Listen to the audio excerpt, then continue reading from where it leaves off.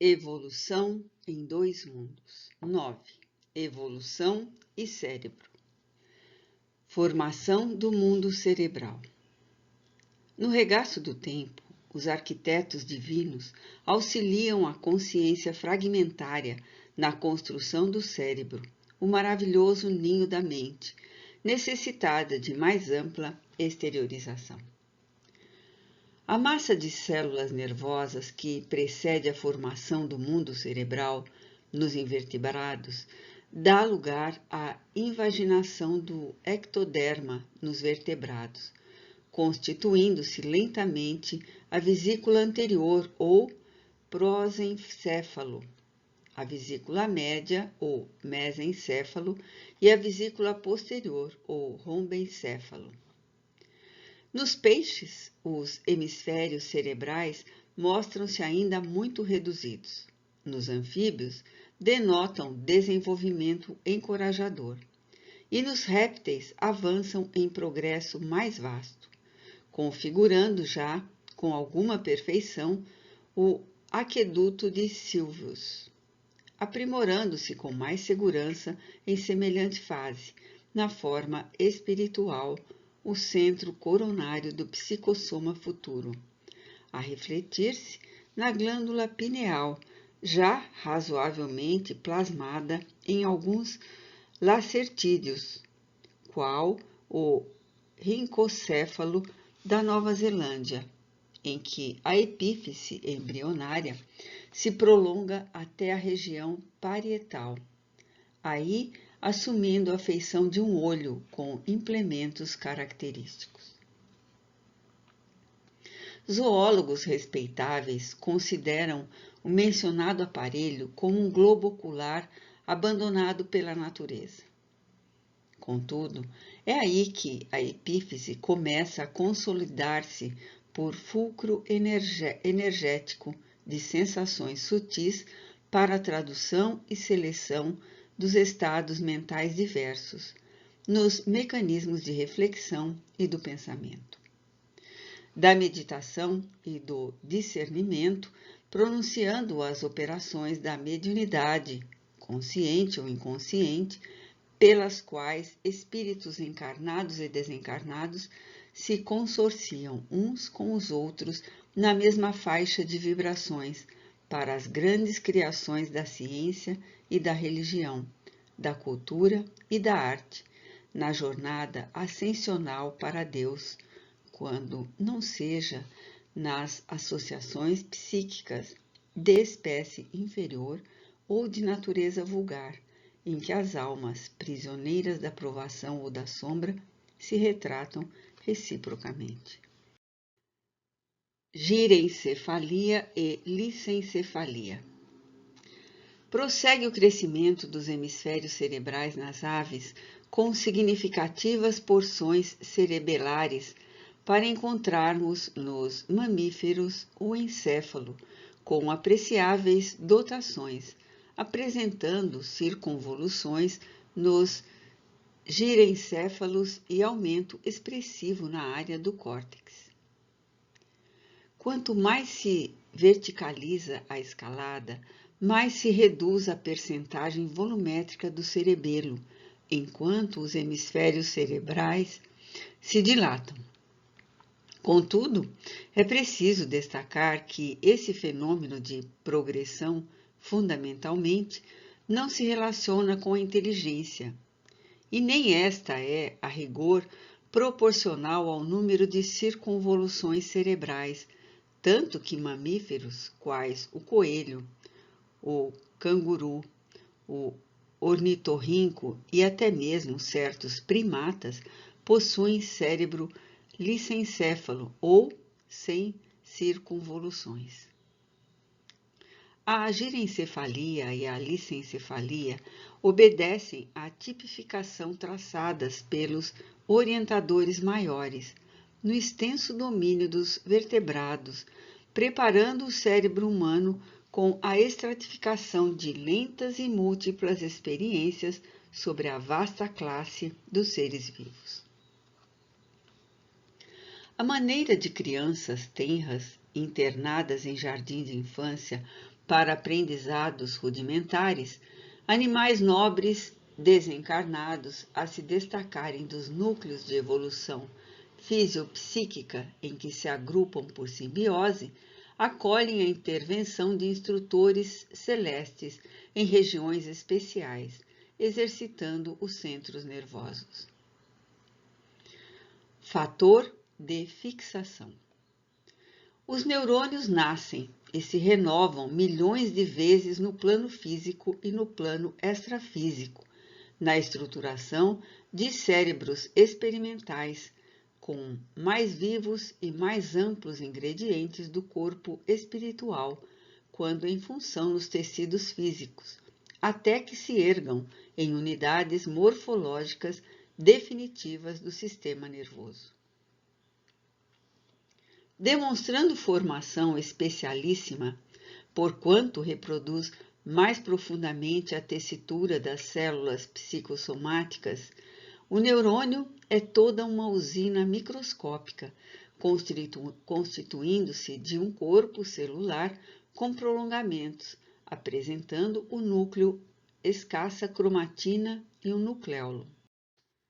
Acha-se o núcleo cercado de protoplasma, em que há mitocôndrios, neurofibrilas, aparelho de Golgi, melanina abundante e um pigmento ocre, estreitamente relacionado com o corpo espiritual, de função muito importante na vida do pensamento, aumentando consideravelmente na madureza e na velhice das criaturas, além de uma substância invisível na célula em atividade, a espalhar-se no citoplasma e nos dendritos, facilmente reconhecível por intermédio de corantes básicos, quando a célula se encontra devidamente fixada.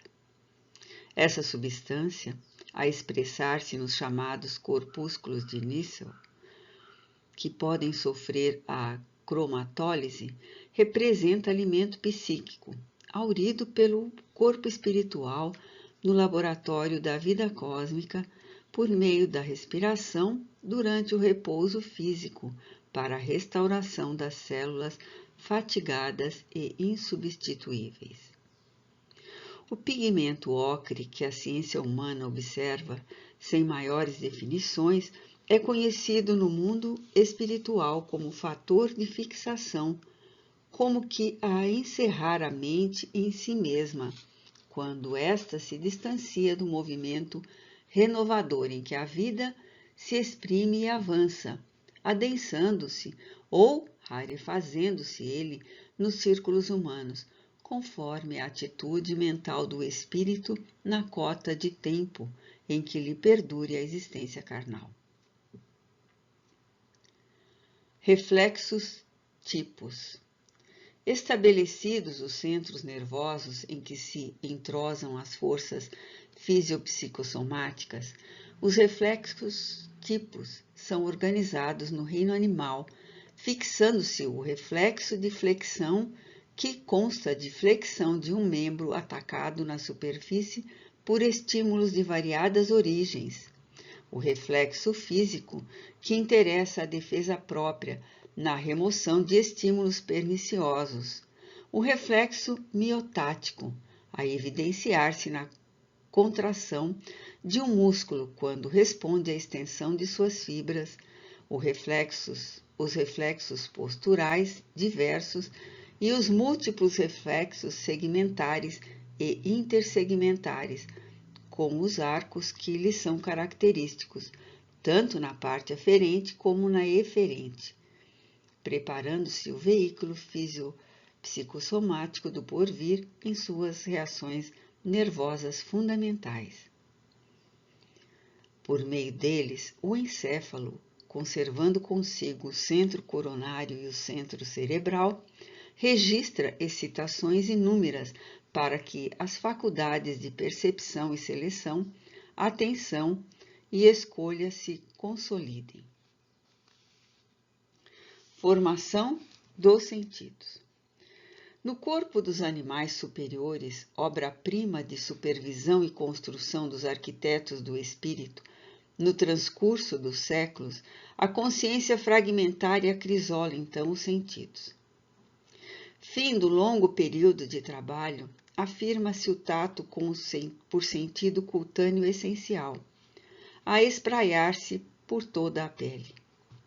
Esta se converte em superfície receptora, com variadas terminações nervosas que se salientam por extrema complexidade, desde as arborizações simples até os corpúsculos especializados que se localizam dentro da derme, utilizando células especiais em comunicação incessante com o cérebro, para que as sensações táteis constantes possam defender os patrimônios da vida. Adestrada a atenção, o animal na esfera física e na esfera extrafísica elabora por atividades reflexas várias substâncias que lhe excitam os centros receptivos, definindo os chamados sentidos químicos, a culminarem no olfato e no gosto. No epitélio olfatório, as células basais, as de sustentação e as olfativas, sobre as glândulas de Bowman, que se encarregam de fornecer o muco necessário à discriminação dos elementos odoríferos, operam a seleção das propriedades aromáticas das substâncias e, no dorso da língua, na epiglote, na face posterior da faringe, como no véu do paladar, os corpúsculos gustativos guardando as células epiteliais de sustentação e as células gustativas associados a pequenas glândulas salivares fazem o registro das substâncias destinadas à nutrição. Visão e audição. O sentido da vista, admiravelmente fixado, passa a permitir a constituição das imagens dos objetos na retina, segundo um sistema dióptrico particular, aperfeiçoando-se as células receptoras da luz, cujo impulso nervoso alcança as vias ópticas, transportando as imagens captadas até a profundez do cérebro, onde a mente incorpora as interpretações que lhe são próprias e analisa-as, plasmando observações para o arquivo da memória e da experiência.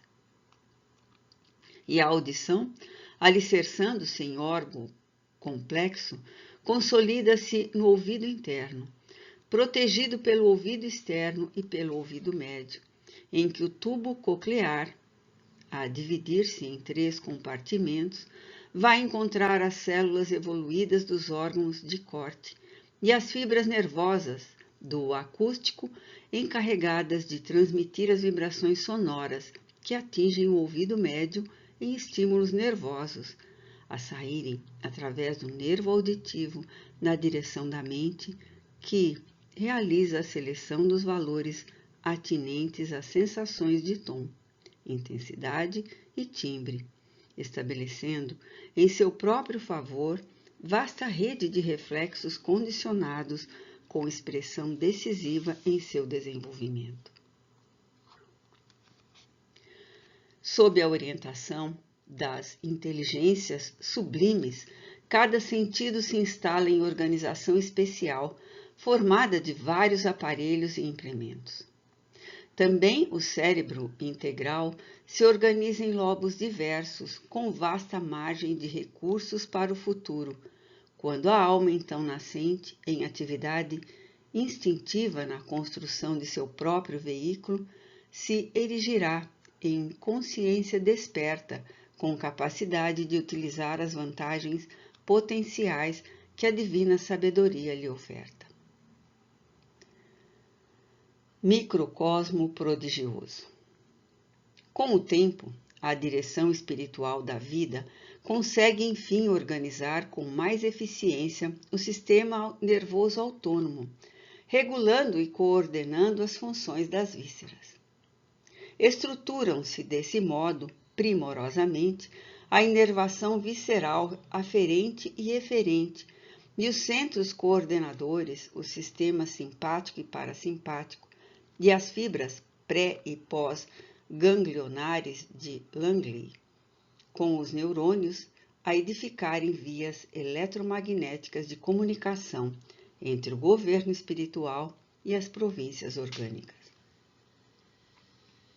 Em todos os ângulos do cérebro, esse microcosmo prodigioso, células especiais permanecem sob o controle do espírito, assimilando-lhe os desejos e executando-lhe as ordens no automatismo que a evolução lhe confere. Desde o grupo tectobulbar das fibras pré-ganglionares, saindo com os pares cranianos, tecidas com neurônios no mesencéfalo, protuberância e bulbo, e incluindo os núcleos supraópticos, paraventriculares e a parede anterior do infundíbulo, até o grupo sacro, com neurônios localizados na medula sacra, nervos especiais, funcionam como estações emissoras e receptoras, manipulando a energia mental projetada ou recolhida pela mente, em ação constante nos domínios da sensação e da ideia, em conexões e trajetos que a ciência do homem mal começa a perceber, atuando nos demais centros do corpo espiritual e nas zonas fisiológicas que os configuram no veículo somático, através de circuitos reflexos.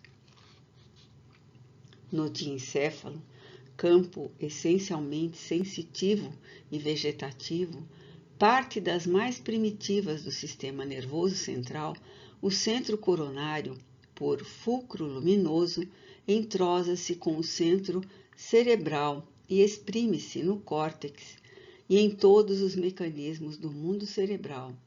E dessa junção de forças, o espírito encontra no cérebro o gabinete de comando das energias que o servem, como aparelhos de expressão dos seus sentimentos e pensamentos, com os quais, no regime de responsabilidade e de autoescolha, plasmará, no espaço e no tempo, o seu próprio caminho de ascensão para Deus. Uberaba, 12 de fevereiro de 1958.